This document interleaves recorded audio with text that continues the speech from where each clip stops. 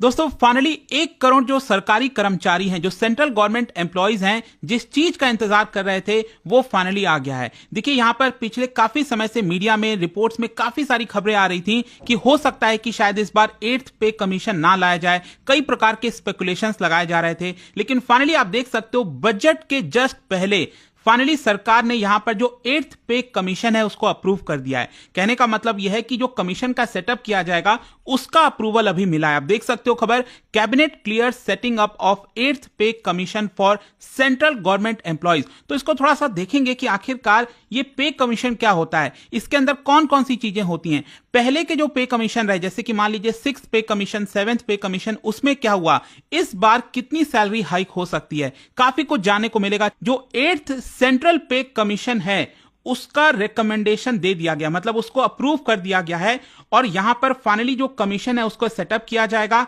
और कमीशन जब अपनी रिपोर्ट यहां पर जारी करेगी, उसको सबमिट करेगी। अब हो सकता है कि इस कमीशन जो है अपनी रिपोर्ट 2025 के एंड में कर दे, 2026 के शुरुआत में कर दे और फाइनली वो आपका एक्सेप्ट किया जाएगा, जिसकी वजह से जो सेंट्रल गवर्नमेंट के एम्प्लॉइज हैं, जो पेंशनर्स हैं, उनको इसका काफी लाभ मिल सकेगा। आप देख सकते हैं यहां पर जो यूनियन मिनिस्टर है अश्विनी वैष्णव, उन्होंने इस चीज के बारे में अनाउंसमेंट किया, जो भी कैबिनेट के द्वारा डिसीजन लिया गया था।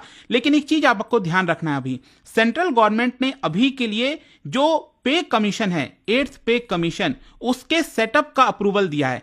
अब कमीशन कब से बैठेगी, कौन से डेट से बैठेगी, उसको अभी डिस्क्लोज नहीं किया गया है। हो सकता है बजट पास होने के बाद यहां पर फरवरी के एंड में, मार्च के शुरुआत में जो कमीशन है उसको सेटअप किया जाए और 2-4 महीने के बाद उनका रिपोर्ट भी सबमिट हो जाएगा, लेकिन वो आगे समय बताएगा। ओवरऑल यहां पर यही है कि इसकी वजह से जो सेंट्रल गवर्नमेंट एम्प्लॉइज हैं और जो रिटायरमेंट ले चुके हैं, जो जिनको पेंशन मिलता है, उनको इससे काफी लाभ हो सकता है। अब देखिए यहां पर इंपॉर्टेंट इसलिए हो जाता है क्योंकि जैसा मैं आपको बोल रहा था कि मीडिया रिपोर्ट्स में स्पेकुलेशन आ रहा था कि शायद जिस प्रकार का कैश क्रंच आ रखा है, जिस प्रकार से बजट कंस्ट्रेन हो रखा है सेंट्रल गवर्नमेंट का, शायद यहां पर 8th पे कमीशन ना आए। लेकिन हुआ क्या है कि अभी आपने देखा होगा लगातार हमारा जो जीडीपी ग्रोथ है उसमें गिरावट हुई। जो अभी Q2 का जीडीपी ग्रोथ का आंकड़ा आया था उसमें हम 5.4% पर चले गए और इसी को देखते हुए यहां पर ऐसा लग रहा होगा कि शायद सरकार जो है वो लोगों के हाथों में, सरकारी कर्मचारियों के हाथों में यहां पर और ज्यादा पैसा रखना चाहती है ताकि वो स्पेंड करें, खर्चा करें,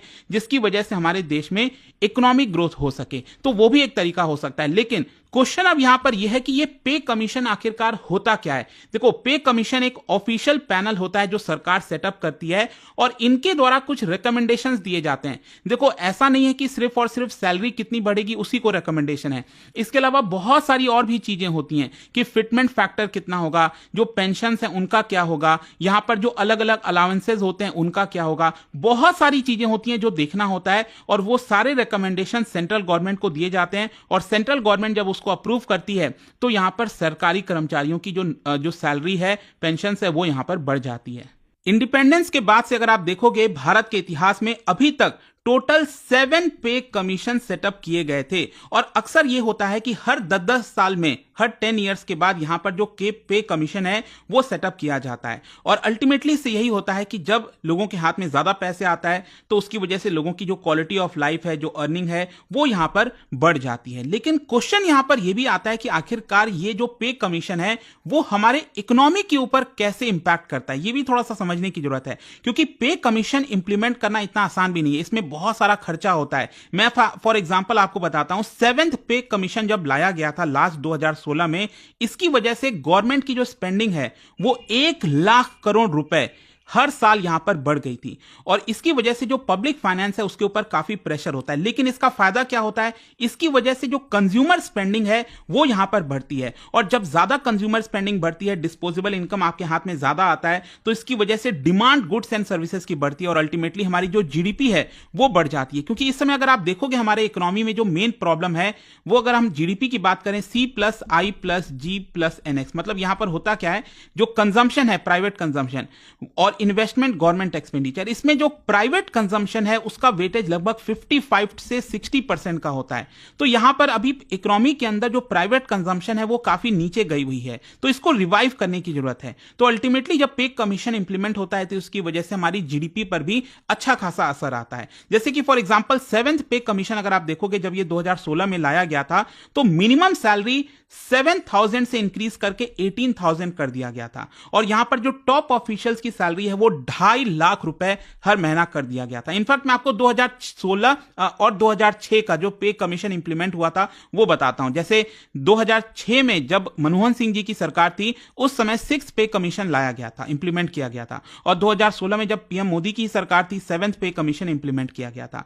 तो 2006 वाले 6th पे कमीशन में जो पे बैंड है ग्रेड पे उसको लाया गया था। आपको याद होगा पहले आपने देखा होगा 4800 पे बैंड में होती थी चीजें, 5200 इस तरह से होता था, लेकिन 2016 के 7th पे कमीशन में इसको सिंप्लीफाई कर दिया गया और मिनिमम पे जैसा कि मैंने आपको बताया 7,000 से इंक्रीज करके 18,000 किया गया था। मैक्सिमम पे 2006 में यह कर दिया गया था 80,000 रुपए पर महीना सेक्रेटरी लेवल का, लेकिन कैबिनेट सेक्रेटरी का 2016 में 7th पे कमीशन में सैलरी कर दिया गया 2.5 लाख रुपए।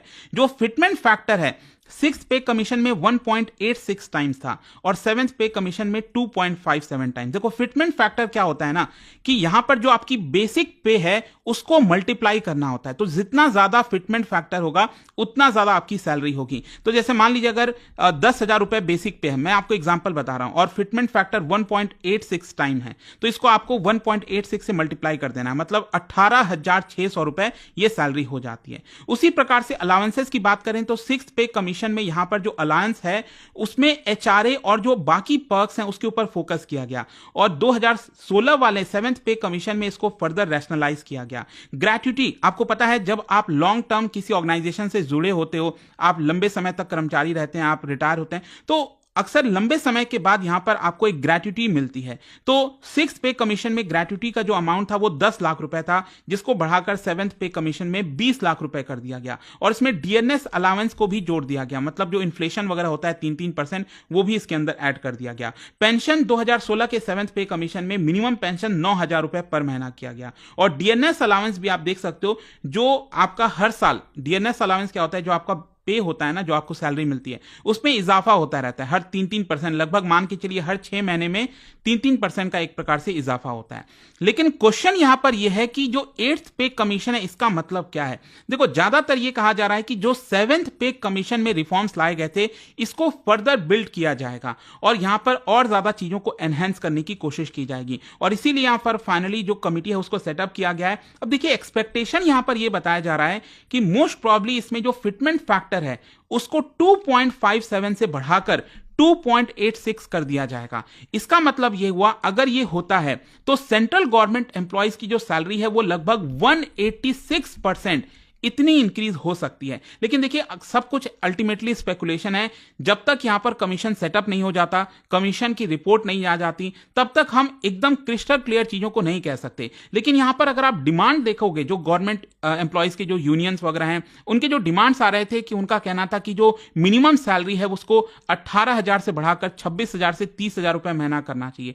फिटमेंट फैक्टर को कहना था कि 3.5 कर देना चाहिए। डीएनएस अलाउंस में यह भी कहा जा रहा था कि इसको थोड़ा सा इन्फ्लेशन के तहत ज्यादा एडजस्ट करना चाहिए। क्या होता है कि अभी डीएनएस अलाउंस आपका साल में 2 बार किया जाता है, लेकिन कई बार साल में देखने को मिलता है कि इन्फ्लेशन और ज्यादा बढ़ गया, तो उसके ऊपर फोकस करके डीएनएस अलाउंस के ऊपर और इजाफा करना चाहिए। इसके अलावा पेंशन में भी चेंज आएगा, साथ ही साथ हाउसिंग और ट्रैवल अलाउंस इसको थोड़ा सा और रैशनलाइज करना चाहिए। क्या होता है ना, कई बार कंप्लेन ये आती है कि जो लोग दिल्ली और मुंबई जैसे शहर में रहते हैं उनका हाउस रेंट वगैरह काफी ज्यादा है। तो अब देखना होगा कि ये जो 8th पे कमीशन है क्या वो इन सारी चीजों के ऊपर फोकस करता है कि नहीं करता है। वैसे मैं आपको बता दूं, मीडिया में कुछ ऐसी खबरें भी चल रही थी कि यहां पर जो गवर्नमेंट एम्प्लॉयज की सैलरी है वो काफी हद तक परफॉर्मेंस बेस्ड भी करने की कोशिश की जा रही है। मतलब आपका परफॉर्मेंस कैसा है उसके हिसाब से, जैसे कि प्राइवेट सेक्टर में अक्सर आप देखते होंगे, तो कई लोगों का यह भी सजेशन था कि हम इसके फेवर में हैं, यहां पर जो परफॉर्मेंस बेटर करेगा गवर्नमेंट एम्प्लॉयज में, जिसकी वजह से और ज्यादा एफिशिएंसी आ सकेगी, उसके ऊपर हमें फोकस करना चाहिए। प्रोडक्टिविटी यहां पर बढ़ सकेगी, अकाउंटेबिलिटी आ सकेगी, मेरिट के बेसिस को और ज्यादा रिकॉग्नाइज करना चाहिए, प्राइवेट सेक्टर से चीजें और अलाइन हो पाएंगी। और साथ ही साथ रिसोर्सेज का भी यूटिलाइजेशन हो पाएगा। लेकिन जो लोग इसके अगेंस्ट में थे, उनका ऐसा मानना है कि देखिए इसमें बहुत सारे चैलेंजेस हैं। क्या होता है कि सरकार में ज्यादातर आप क्या करते हो, पॉलिसी मेकिंग करते हैं, पब्लिक को सर्विस देते हैं, तो उस बेसिस पर क्या आप एक्चुअल में किसी का परफॉर्मेंस नाप सकते हो कि कितना परफॉर्मेंस रहा। तो कई बार यहां पर फेवरेटिज्म, जॉब सिक्योरिटी और बहुत सारे इश्यूज आ जाते हैं, तो कई लोग इसके अगेंस्ट भी हैं। लेकिन अल्टीमेटली अब देखते हैं कि पे कमीशन के द्वारा क्या रिकमेंडेशन आता है,